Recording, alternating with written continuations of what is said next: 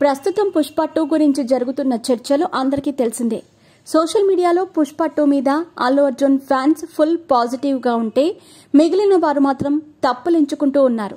పుష్ప 2 కంటే పుష్ప 1 బెటర్ గా ఉంది కదా, అందులో పుష్పరాజ్ పాత్రకు సమానంగా అంతకంటే బలంగా విలన్ పాత్రలు ఉన్నాయి, అందులోనే ఓ ఎమోషనల్ కనెక్టివిటీ ఉంది.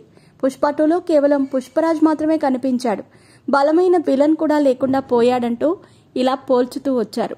మీ పెట్స్ కి గ్రూమింగ్ నుంచి బర్త్డే సెలబ్రేషన్స్ వరకు అన్నింటిలో మంచి ఆఫర్స్ ని మాయా టైల్స్ అండ్ ట్రయల్స్ వారు మీ ముందుకి తీసుకుని వచ్చారు. ఎక్కడో కాదు, మన బాచుపల్లిలో. Phone number 8985555318.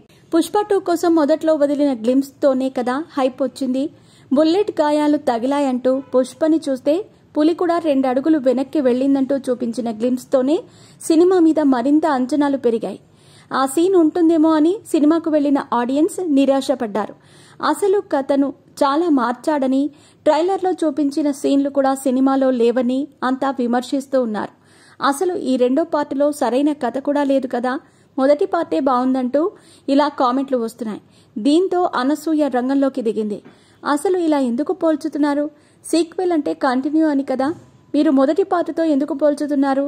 ఇలా పోల్చటం ఎంతవరకు సబబు అంటూ అనసూయ ట్వీట్ చేసింది.